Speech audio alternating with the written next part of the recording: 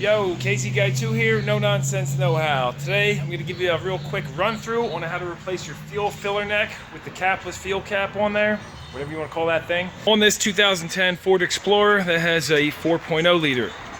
This capless fuel filler neck is an OEM Ford part. I'll put a link in the description for if you want to buy that on Amazon.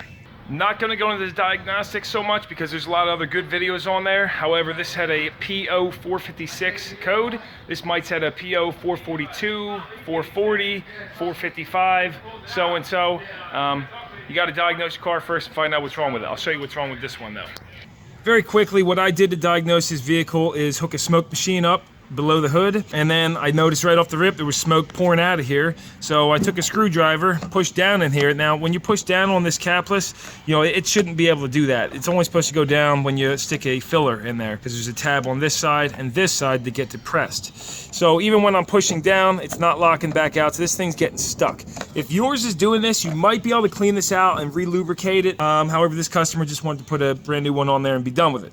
As you can see on this new one, if I push in with a screwdriver, it doesn't go in. But if I depress both these side tabs with a screwdriver in my finger, you can see that cap will go in, and then when you let it up, it goes ahead, it clicks shut like that. This one on this car doesn't click shut at all. I can't get it to shut. So again, you might be able to lubricate that, spray some WD, rust penetrant in there, or multi-purpose lubricant, whatever, or replace the darn thing. Begin by removing this plastic shroud here. I got a broken piece down here. It should look just like that on the top, but if you get a screwdriver behind here, you know, pry out a little bit, like so. Should be able to get those off of there. And once you get it off on this side, you can kind of pull up and slide toward the front of the car and slide that off of there, because you got another clip on this side. Might be easier to pop it off on this side too and slide it out that way. I don't know, but you know, you got these basically three little tabs holding it on. Then remove these three 7mm bolts. I went inside the trunk, used the 19mm to drop down the spare a little bit. And of course, I'm on a lift, so this is much easier for me, but it also gives a good opportunity to show you everything. It's going to be a 6mm head on your clamp for your main fill line, and then I just used a pry bar and was able to pry back on that to slip that off. I recommend spraying some lubricant on there before you're going to try and get that off. Then this other evap line right here is going to come up to the front, and you're going to push in right where my finger is on that white, pushing real hard. You might have to get a screwdriver on there and then slide this off. Here's a better look at that. Essentially, when you push in on this, that slides that whole thing over, so it can be a little tough to do by hand. Another line's going to go to the top of the differential. The breather line, just slide that right off. And then this big line, just slide this off for the plastic canister right here. That's your breather vent.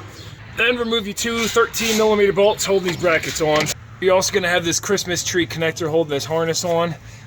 When you push that through, kind of a pain in the butt, and pushing it back down, it just pushes through. But you got to get on here with a screwdriver, push that through, and break it off.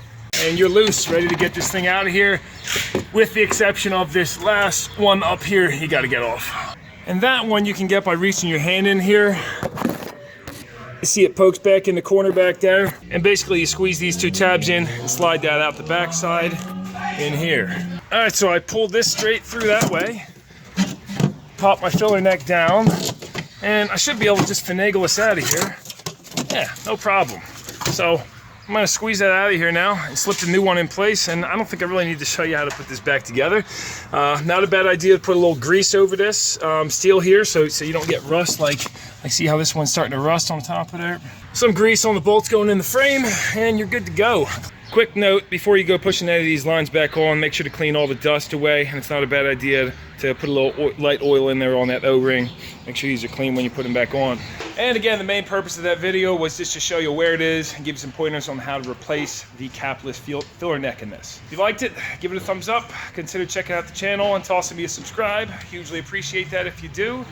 Again, link down below if you want to purchase one of those filler necks. And until next time, this is Casey Guy 2, No Nonsense Know-How. You have a good day.